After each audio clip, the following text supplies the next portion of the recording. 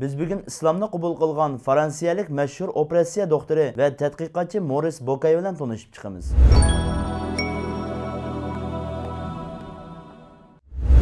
Moris Bokay 1920-yili Fransiyaning Bollopik shahrida xristian oilada dunyoga keldi. Kichikligida katolik xristian maktablarida o'qiydi. O'rta maktabda o'qiyotgan vaqtida bir olim Ispaniya tog'larining bir o'nkirida odamning surati chizilgan bir suratni 15 ming yil burungi insonlardan qolgan surat deb e'lon qiladi. Moris Bokay bunga qattiq hayron qoladi. Chunki u o'qigan xristian kitoblarida insonlarning boshinishi Isa payg'ambardan 4 ming yil burun bo'lgan deyilgan edi. Bu gapni anglagan Moris Bokay darhol popning yoniga borib, ikkisining to'g'ri ekanligini so'rganida Pop bu ikkisi boshqa bilim buni ayirib tushan hamda bundaq savollardan o'zingni yiroq tut deb javob beradi. Ammo Moris bu javobga qanoatlanmaydi va bu savol uni har kuni bearam qiladi. Shuning bilan Moris Fransiyaning poytaxtidagi Parij universitetiga kirib, doktorlikning operatsiya kasbida o'qiydi. 1923-yili Parijda qurilgan Misr tarixiy jamiyatiga a'zo bo'ladi. 1945-yili a'lo natija bilan universitetini bitirib, operatsiya doktori bo'lib xizmat qilishga boshlaydi. Bu jarayonda ko'p holda arab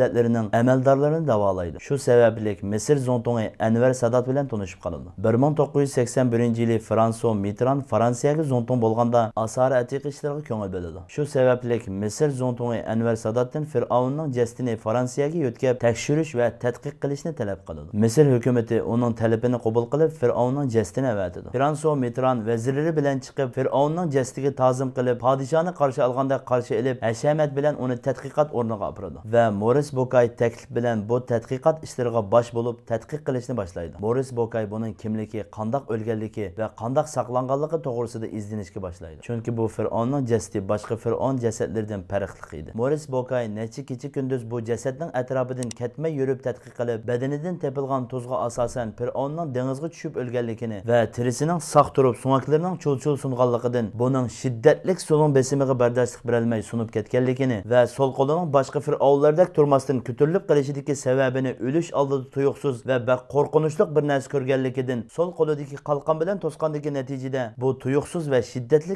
ahvolda tortishib o'lganligini aniqlaydi va Musa payg'ambar bilan Bani Isroilning keynidan dengizga qo'g'lab kirgan Fir'avnning mushi ekanligini yakunlaydi. Ammo Moris Bokayni ba'zi masalalar hayron qoldirdi. Chunki u o'qigan xristian kitoblarida Musa payg'ambar bilan Bani Isroilning keynidan dengizga qo'g'lab kirgan Misrliklarning birisi chiqolmaydi deb bilgach, Fir'avnning jasadi saqalganligi va jasad saqlash texnikasi yo'q bir davrda mushundaq saqlanishi Moris Bokayni har xil savollarga cho'ktirdi. Moris Bokay Fir'avnning jasadining tadqiqot natijasini sabdoshlariga deganida ulardan birisi bu jasadning Fir'avnning ekanligini musulmonlar allburun biladi deydi. Bundaq texnika yaqinqi zamonda o'tirg'i chiqqan tursa, bundaq texnika bo'lmasdan buni qandoq aniqlab chiqalaydi deganida musulmonlarning Qur'on degan kitobida Musa payg'ambarni qo'g'lagan Fir'avnning saqladiganligi bayon qilinadi deydi. Moris Bokay texmi hayron qoladi va Qur'onning inglizcha tarjimasini talab qiladi. Moris Bokay Fir'avn haqidagi oyatni o'qigandan keyin men endi aqlimdagi savollarga javob topdim. Men bu kitobni tushirgan Allohga iymon etdim deydi va Qur'on Karimni bir vosita bilishga qiziqib 4 yil arab tili o'rganadi. Keyin Misr zontoni Anvar Sadatning tavsiya qilishi bilan podshoh Faysalning oxirgi yillarida suiqasdga uchirganga qadar shaxsiy doktori bo'lib ishlaydi. Keyin Fransiyaga yenib kelib 10 yil sarf qilib Qur'on Karim, Injil, Tavrat va yangi ilm-fan degan kitobni yozib chiqadi. Dunyoni zilzilaga solgan bu kitob millionlab sotiladi va 17 xil tilga tarjima qilinadi va Qur'on Karim haqida nurg'un maqolalarni yozadi. Bularning ichida eng g'ulg'uli qo'zg'agan maqolalaridan biri Qur'on Karim hozirgi va kelgusidagi ilm-fan saviyasidan yuqori degan maqolasi edi. Moris Bokayning necha-yillik emgikining natijasida necha minglagan kishilar musulmon bo'ldi. Hatto ba'zi xristianlar Moris Bokayning yozgan kitob va maqolalarini cheklashga urinadi. Mashhur tadqiqotchi professor Moris Bokay milodiya 1998-yili